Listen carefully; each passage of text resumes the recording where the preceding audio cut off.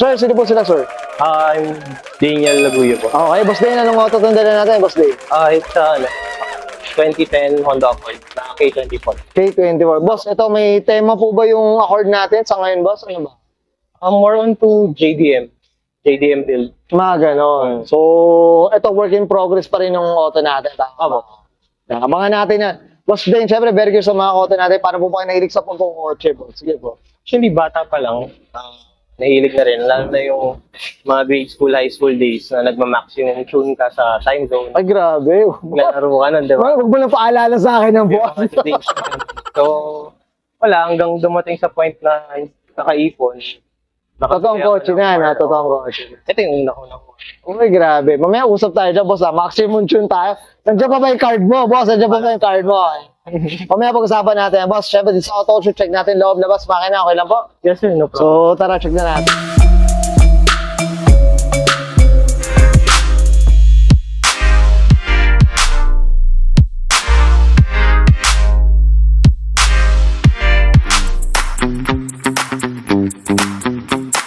Okay, usapang interior tayo, boss Dane. Ano meron dito, boss? Sige po.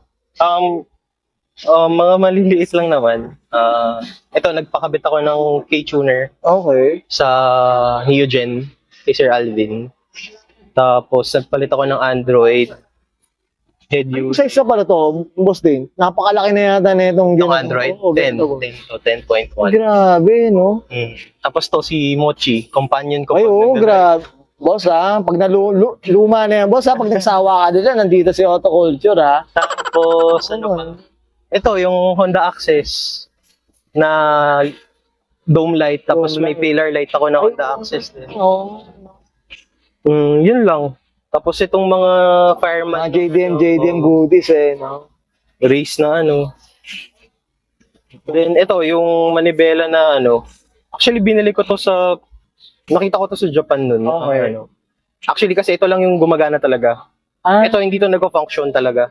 Kasi sa Japan, Honda Inspire tawag dito sa... Hindi siya Accord eh. Honda Inspire siya sa Japan. Pero V6 lang yung nilabas. Tapos ito, wala. Aesthetic lang. Pang ano na, pambusog na, boss. Oo, Pambusog. pero hindi siya nagko-function talaga.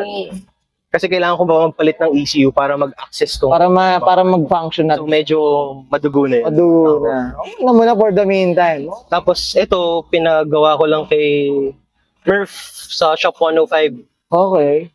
Kay Murph.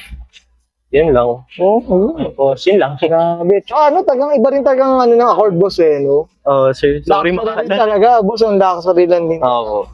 Okay, that's it. Boss Dane, okay na tayo dito sa loob. Check natin labas. Okay lang ba? Okay po. So, tara.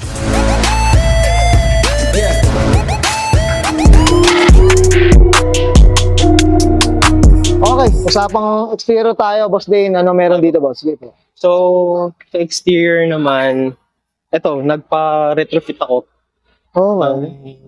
Pero OEM look lang. Oo, okay. Kasi mahirap yung ilaw ng Accord pag itong model na to. Medyo sabog yung ilaw niya pag ano eh. So, ito parang project HID na siya. kasi siya. no? Dati HID. Okay. Tapos, wala. Minsan hina rin ba talaga ng HID. So, nag-insist ako magpalit ng retrofit. Oo, mas pogi nga. Okay. Next, ito, regarding sa kulay, ano ba, painted na ba siya o stock color pa siya? Stock color pa rin siya. So, talagang himas na himas lang din talaga, boss. Marami na rin siya sir, scratches, pero... Pero pan daily mo yung auto, boss? Pan daily. Sir, pang daily ko. Ang grabe, no? Ang pogi na ito. Gusto ko nakachinelas lang ako lagi nandito. Makakote, oh.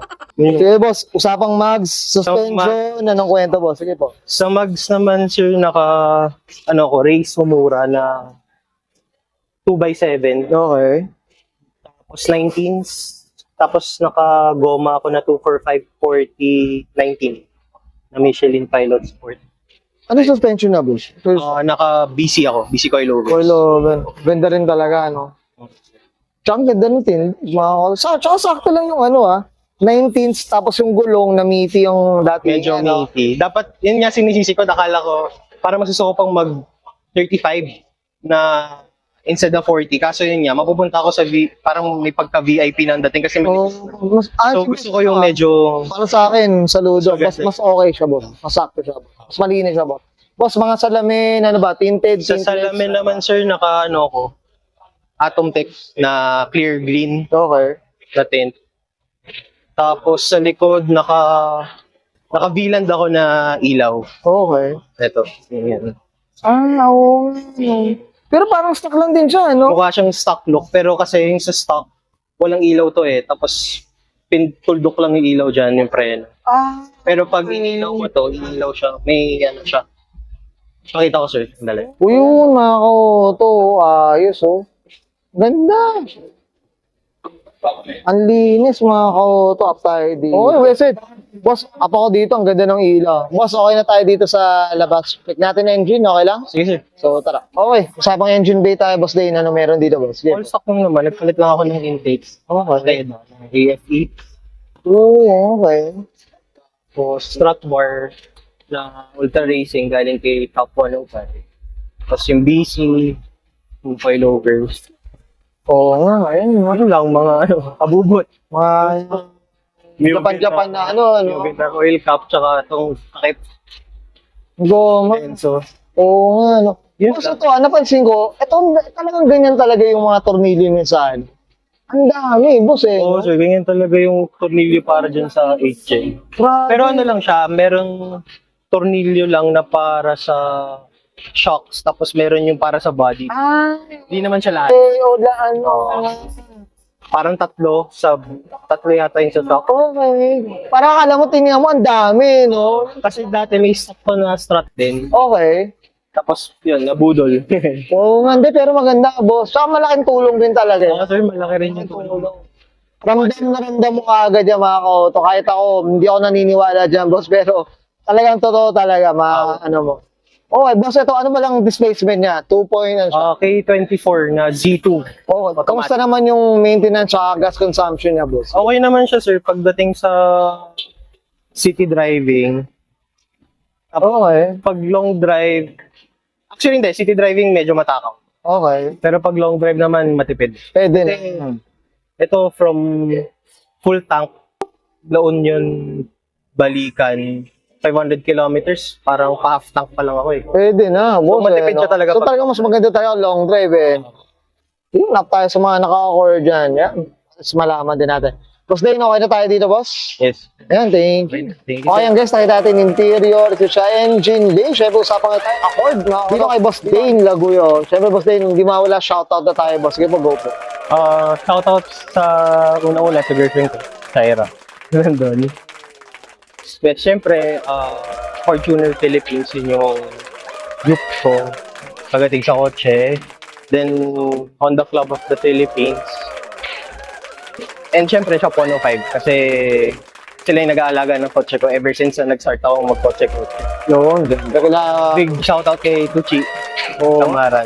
Yan. And syempre, hello, shoutout na rin sa mga admin ng Accord Tuner and fellow Honda Club of the Philippines. That's it. Boss Dane, okay na, boss? Yes, sir.